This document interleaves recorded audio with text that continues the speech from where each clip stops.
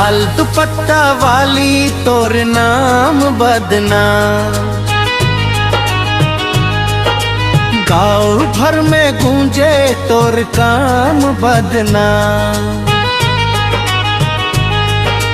जहवा तू जालू मच जाला शोर, देख के तोहरा पागल हो जाला मोर।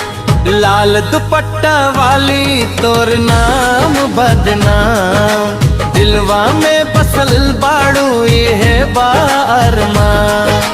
गली गली में चर्चा तोहार होला, तोहरे बिना दिलवा उदास रहेला।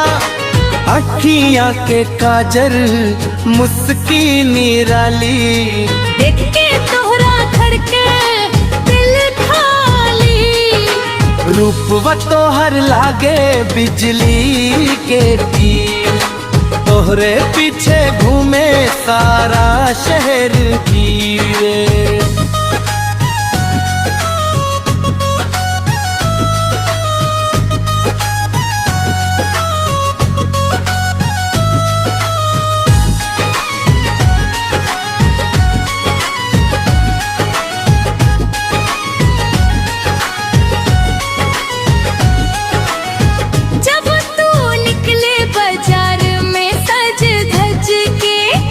लइका सब रह जाला देखत अटकल के,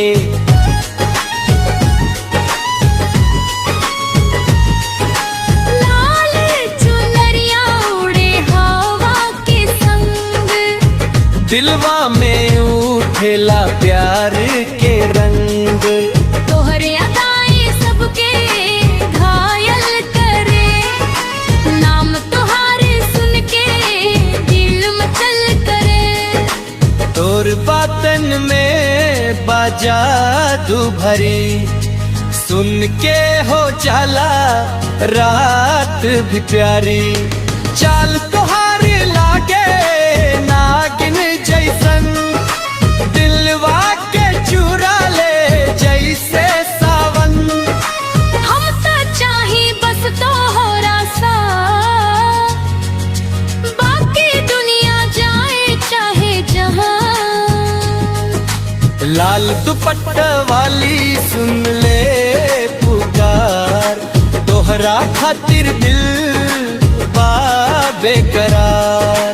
नाम बदनाम होके चाहे हजार, प्यार में हम रहब तोहरे साथ यार। टिंकू राजा के गाना गूंजे यूट्यूब पे अब तू मचावे। लाल दुपट्टा वाली तोर नाम बदनाम, दिलवा में बस ललबा तो हर नाम।